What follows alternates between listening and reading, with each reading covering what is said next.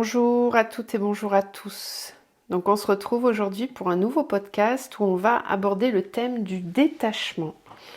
Donc je suis Audrey, thérapeute holistique, médium et énergéticienne et je vous accompagne sur votre parcours d'éveil pour une guidance, une thérapie holistique, un soin de libération karmique ou énergétique ou sur votre parcours flamme jumelle bien sûr pour vous accompagner. Donc vous trouverez mon adresse mail sur la chaîne pour prendre contact avec moi. Alors, le thème du détachement. Sur tout chemin d'éveil, cette notion de détachement va devoir être explorée. Le détachement permet un véritable retour à soi, une reconnexion avec sa source originelle qui est dénuée de toute attente ou besoin égotique. Quand l'âme s'incarne, elle vient expérimenter grâce à la densité et la dualité. L'âme, l'esprit, n'est qu'énergie et elle doit descendre dans la matière pour expérimenter. Plus elle va descendre vers les plans matriciels, plus elle va se densifier et quitter les champs de conscience universels qui sont dénués d'ego. Le but d'incarnation est donc de passer le voile de l'oubli en augmentant ses vibrations pour atteindre des champs de conscience plus élevés et ainsi spiritualiser la matière. C'est ainsi que l'esprit descend sur terre, s'incarne, expérimente au fil des incarnations successives avec le choix du libre arbitre dans toutes les possibilités d'expérimentation et va, au fil des incarnations, acquérir des connaissances et savoirs, mais aussi des mémoires négatives dites karma. Une âme qui a suffisamment expérimenté va alors entamer le chemin du retour vers la source originelle qui n'est qu'étincelle de vie, une énergie pure. Cette âme va chercher à se libérer de ses karmas, de ses blessures, afin de ne conserver de ses incarnations successives que les enseignements lumineux qui pourront profiter à l'élévation globale des autres âmes incarnées. C'est ce que bon nombre d'êtres humains sont actuellement en train de vivre.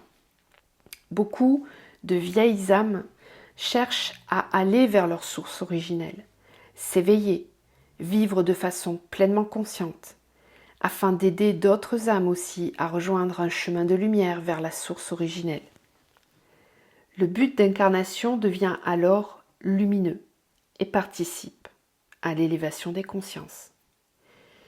Dans ce chemin d'éveil, donc, et de retour à sa source originelle, à son Dieu intérieur en quelque sorte, l'âme va devoir quitter les champs vibratoires de basse fréquence de la troisième dimension, qui est un champ d'expérimentation non conscient et dirigé par l'ego.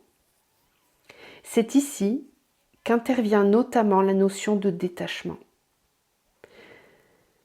Tout est cyclique, a un début et une fin.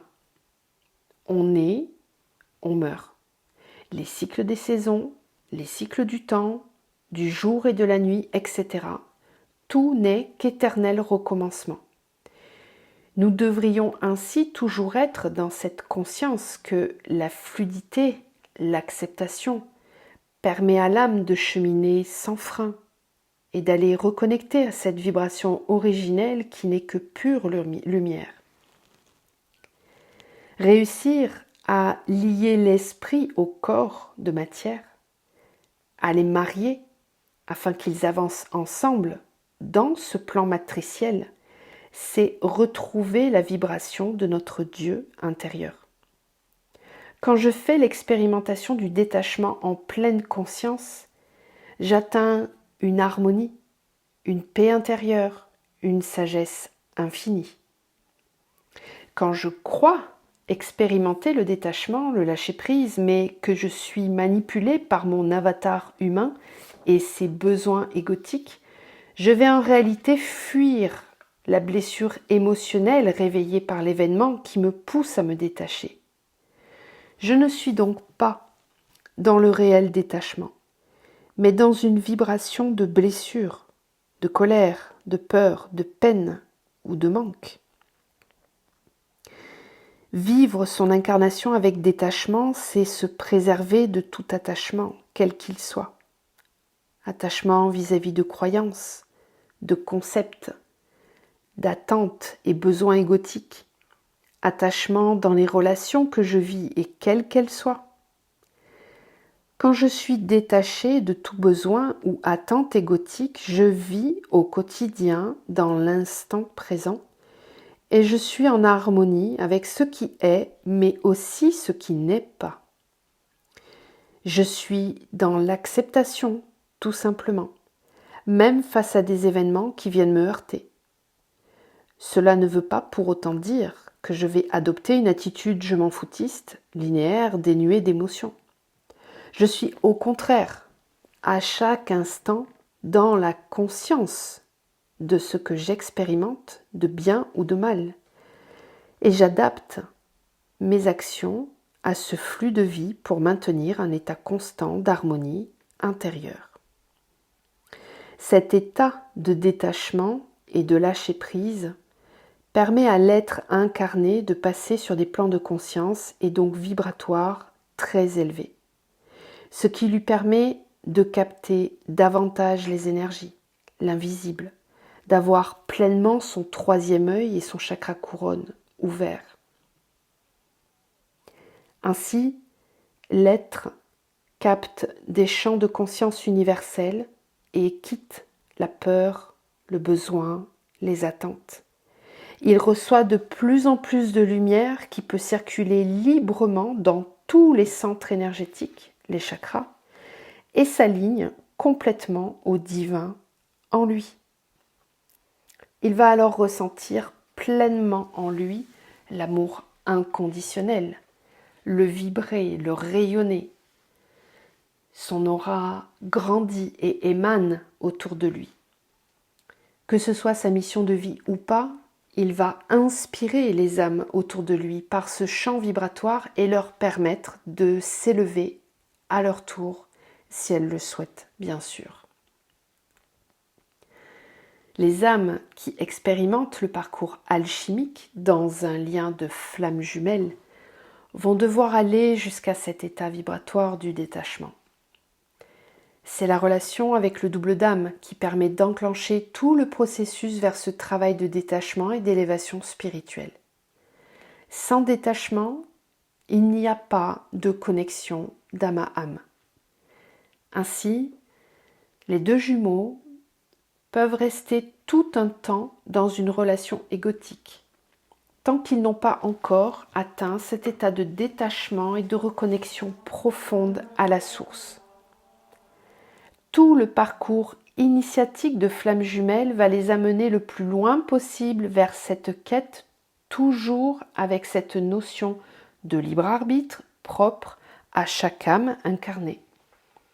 C'est pour cela qu'il faut souvent plusieurs incarnations pour parvenir à cette illumination de l'âme, comme toute autre âme, puisque le but est le même pour tous. La particularité du parcours FJ, c'est que dans le corps de l'autre, c'est aussi moi. Et cet autre moi va me montrer le chemin du détachement de mon être égotique, mon avatar humain, pour me reconnecter à mon âme et donc aussi à l'autre. C'est seulement là, quand je suis dans mon unité, reliée à la source, que j'ai quitté l'illusion de la matrice et suis pleinement dans la conscience, que mon autre va aussi pleinement me reconnaître, se reconnaître pour aller vers son unité. Ensuite seulement, les deux jumeaux d'âme pourront ascensionner vers la fusion totale de tous leurs chakras, leur aura et leur corps conscience, leur permettant ainsi de clôturer leur cycle d'incarnation. Vous l'aurez compris, le parcours Flamme Jumelle est très loin des clichés d'une histoire d'amour ou de concepts romantiques. C'est un réel chemin initiatique, très dense, au même titre que ce que chaque âme est venue trouver en s'incarnant.